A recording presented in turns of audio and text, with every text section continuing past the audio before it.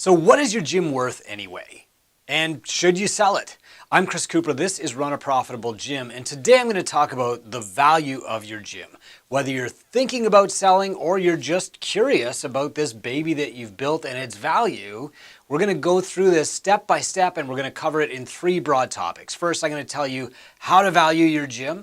Then I'm going to tell you how to increase that value, the 7 steps, and then I'm going to help you answer the question, should you sell?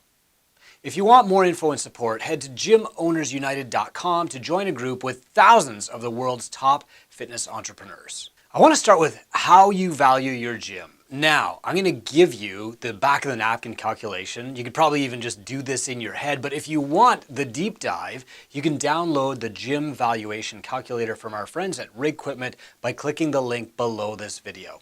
Here's how you ballpark it. You start off with your best 3 years profit, the money that you took out of your gym, not your head count, not your revenue, the profit, the best 3 years, and you add them together. Then you add the value of your equipment. Now, if your equipment is more than 3 years old, its value is probably 0. And if you really can't figure this out, it's worth about 30 cents on the dollar to resell your equipment as long as it's less than 3 years old. So you add the value of that equipment to the best 3 years of profit that you have. Then you subtract out any debt that you're still carrying. So maybe that's an equipment loan or a build-out loan or something else. And then what you've got is like the value of your gym. So let's say that you've taken a profit of $50,000 a year for the last 3 years. You start with a $150,000 valuation. Then let's say that you bought some new rowers last year. Maybe you've got some equipment that's worth about another 10 grand. So you're at 160. But you've got some build-out debt and some credit card debt, totaling maybe that's another 20,000. So now you're back down to 140,000, and that's what your gym is worth at sale. You can't really count on goodwill or social media branding, especially if you are a franchise or like a CrossFit affiliate, because you don't own your name. That name could be pulled from you like at any time. You're on like a term length agreement. If you aren't an affiliate or a licensee or a franchisee and you own your name outright, those assets might be worth a little bit, but we're talking like tens of thousands, not hundreds. It really comes down to how profitable you are. So this is, again, a very general ballpark. You can get the Rigquipment calculator by clicking the link below this video. Why I want you to do this math is because years ago, I flew down to Boston. There was a really great CrossFit gym, and there were 3 other smaller CrossFit gyms that weren't doing well around it. And they thought that the fastest way to grow the successful gym would be to acquire 1, 2, or 3 of the other gyms that were nearby. And because I knew at least a couple of the gyms, they asked me to fly down and just be kind of like a neutral party in the negotiations. And so I said, yeah, I'm happy to help. So I flew down, and CrossFit Gym A was doing great. And they were talking to CrossFit Gym B, C, and D. Unfortunately, none of those were doing great, and they had all been in business for at least 5 years. The owner had put their heart and soul into it, but they weren't making any money. And so when they saw their valuation, they got upset. One guy cried because his gym was worth less than $10,000, but the reality is he had bought himself a job, and to a buyer who didn't want to buy themselves a job or a hobby or that gym's problems, the gym was just not worth paying for. And so this owner was burned out, he was stressed out, he was tired, he was going to move across the country to get a job working with his brother, and his gym that he'd put all this work into was really worth nothing. Now, Gym A actually did make a pretty generous offer to each one of the other gyms, and a lot of that was just goodwill, but you can't count on that amount of generosity. And so they wound up acquiring, I think, 2 of the 3 gyms and absorbing their clients. So the clients got a better experience. One of the other gym owners got a job at Gym A. Gym A grew and kept a lot of the clients that they had purchased, in the acquisitions. But the reality is, I want you to remember that nobody wants to buy your hobby except another broke hobbyist. And so if your gym isn't worth anything, now is not the time to sell it. I often get this question, hey Chris, I'm tired, I'm burned out, this gym is not going anywhere, how do I sell it? And my usual response is, can you wait 6 months? Because if we can take 6 months to actually make the gym worth something, then you can sell it and get what you've earned with all this hard work. But if somebody, again, is just buying your hobby or like buying your job, then nobody wants to buy it and it's not worth anything to them. There are 7 steps to make the gym more valuable. And I'm going to give you a little flash of insight here. After I go through these 7 steps with people, and it takes me a few months, 3 to 6 months, that person usually comes back and says, actually, I don't want to sell anymore. Now I love it. Because the steps to fix your gym are very similar to the steps that will make your gym more valuable to a buyer. Making you a CEO is what makes the gym appealing to somebody else because they don't want to come in and have to coach at your gym or buy themselves another job. So here are the 7 steps to make your gym more valuable to a buyer and also to you. First, systemize everything. Get everything out of your head. Pretend you're going to be going into the hospital for 90 days with no contact. You're going to be absolutely unconscious. Your staff won't be able to ask you any questions.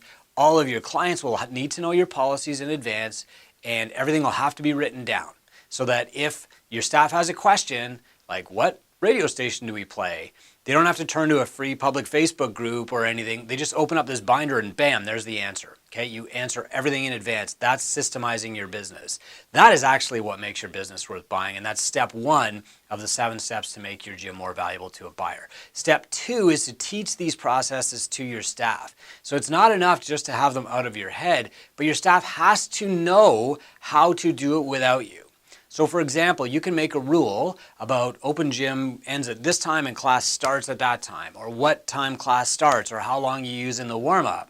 But if you don't teach and mentor your staff to deliver that rule precisely the same way every time, then the rule doesn't even really exist. It just feels like you're being a bad guy for a short period and then everybody forgets about the rule until you come back and then you're a bad guy again. So you have to teach your staff to deliver these rules and policies and procedures with consistency. That will build trust with your clients because they'll see that no matter who's there, they can have any concern, any problem solved. They won't be late for class if they know that class always starts on time.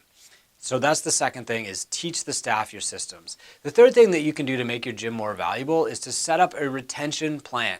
It is not enough just to say, we offer a great service, or we have the best programming, or we have the most educated trainers. You have to deliberately set up a plan to keep your clients, because if you want to show a buyer, like, here is the value of my gym now, and here's what you can reasonably expect its value to be a year from now if you do nothing, then you have to have a plan to retain your clients. You can't just hope. So the third way to make your gym more valuable is to set up a formal retention plan. And we do this straight up in our mentorship program as well as the other stuff I've been talking about.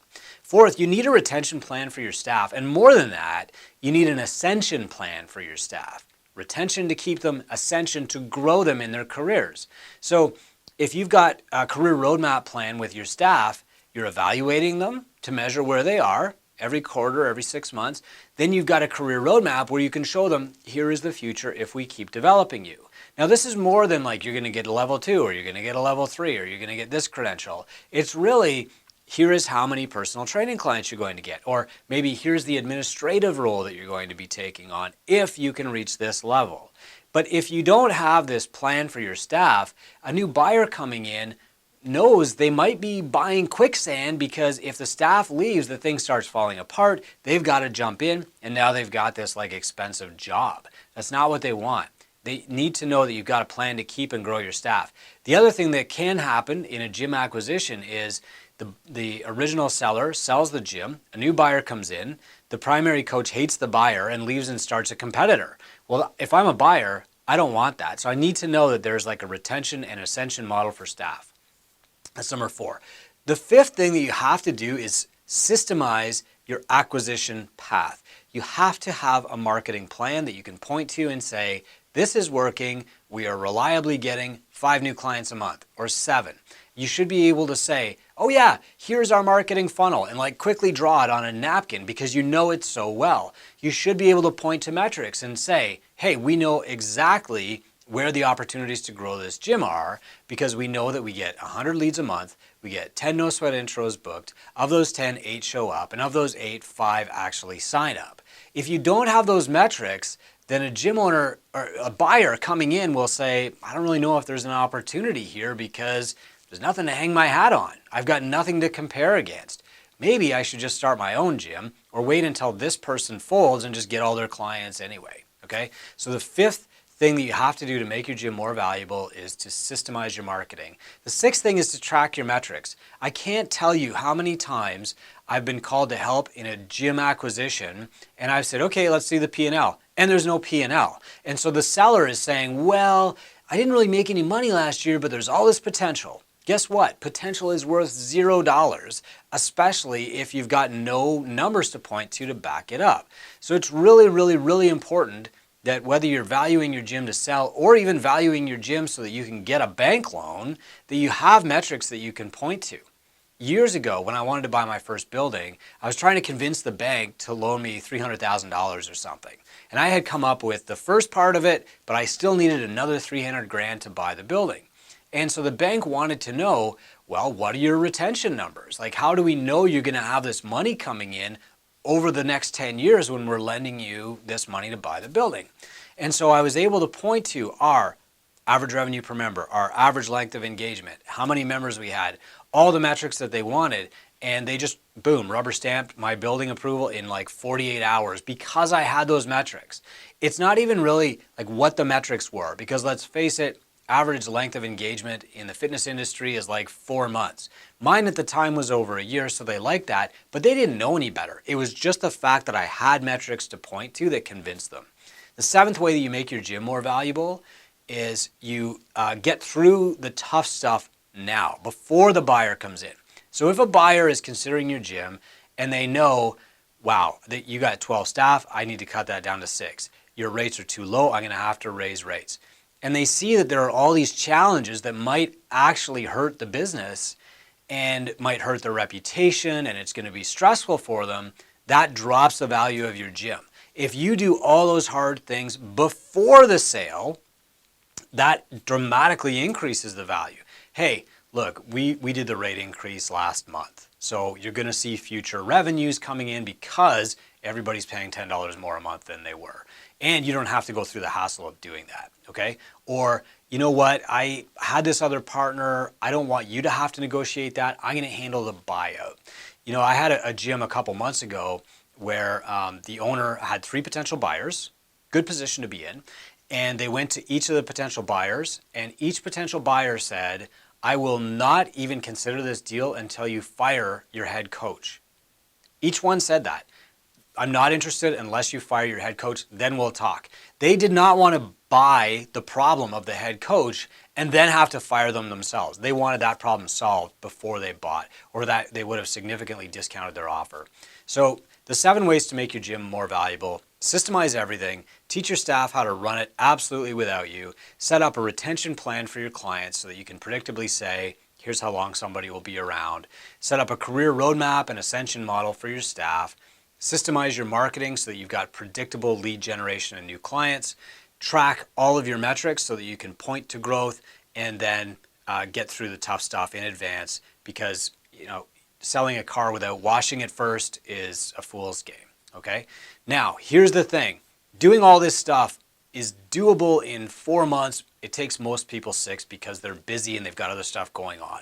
That's really what our mentorship program is all about. But after they go through that first 6 months, a lot of them will say, I love my gym again. I'm proud of my gym again. I'm proud to be a gym owner because all the stuff that was stressing me out has been resolved, right? I was wanting to sell my problems, not sell my gym, and those problems are mostly gone now, or at least I can see them going away. I can see the light at the end of the tunnel. I'm in. My passion is back. My energy is back. I've been through this myself. I know exactly what it feels like, and so I'm not surprised when people say they don't want to sell after they fix these things, okay? But there are some times when people should sell. And so about 1 time out of every 5 or so, somebody will be so burned out and broke that they'll say, that's it, I'm done. Now, for you, I've got a guide called How to Sell Your Gym. And it's below, you can click the link below this video, this podcast, wherever you're listening or watching, and you can get this free guide. I'll tell you right now, the more pressure you're under to sell, the faster you want to get this deal done, the less you're going to get for it.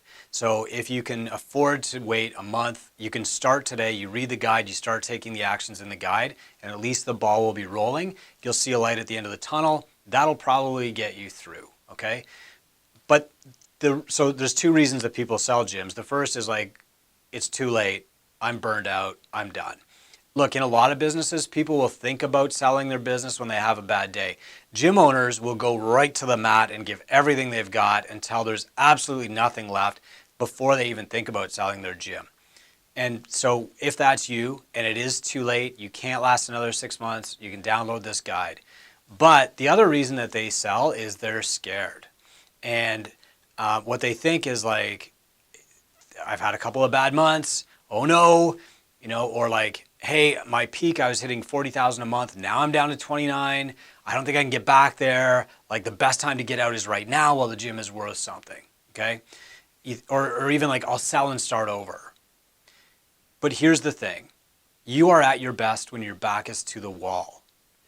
Having this willingness to sell is actually a forcing function. So it'll make you more willing to do the hard things. Like when I reached this point and I was thinking about, I got to get out of here, I knew that I had to raise my rates. And knowing that I was willing to sell actually helped me do it, because I said, well, hey, look, I'm going to sell anyway. So if raising rates works and I'm making more money, good. The business is going to be worth more. If it doesn't work and everybody quits, well, whatever. I'm ready to let go anyway. And so there is absolutely a little bit of leverage in having your back against the wall, or like reaching the bottom, however you want to say it. So what I want you to ask yourself is like, are you completely burned out and done, or are you just scared? If you're completely burned out and done, by all means, make your gym as valuable as you can and then sell it. Try not to rush, follow the guide. If you're just scared and you don't know how to recover, book a call, talk with a mentor, and let's build this thing into something valuable. And then in 6 months, you can reassess and say, do I actually want to sell it? In our industry, it's really common for like gurus to say, oh, I retired from running my gym. I had this successful gym and I retired. Listen, if your gym is successful, you do not ever have to sell it. I spend 1 hour running my gym every single month. I still make a great wage. It still pays me rent. I'm its landlord. I go there twice a week and do the CrossFit group at noon with my friends. And like, that is it. There's a general manager that runs everything. She has a mentor through Two Brain. I talk to her 1 hour a month, and that's it. There's no need to ever sell a successful gym or retire. Okay, so to recap, there's an old joke in the fitness industry that says the two happiest days in a gym owner's life are when she opens her gym and when she sells her gym. But I want you to build a business that you're proud to own. I want you to build a business that feeds you and your family so that you've got the energy to come in every day, deliver an amazing service, and change people's lives. I want you to have a gym that allows other people to build careers on your platform and changes enough lives that your gym is like the lead domino in your town and you're creating an impact and a legacy of health and fitness long term. This is exactly what I want for you. That's what you wanted for yourself when you signed up. And I hate to see people give up on themselves and give up on their dreams and sell, because most of the time you don't have to. But if you're at a point where your family is struggling, you're close to bankruptcy, and you're doing yourself mental harm, then by all means, sell your gym, take a year off, and come back. We'll always welcome you back. This is Run a Profitable Gym. Thanks for listening. I hope you join our Gym Owners United group today. That's where I answer questions for free. We run free webinars and give free tools every couple of weeks. It's gymownersunited.com. See you there.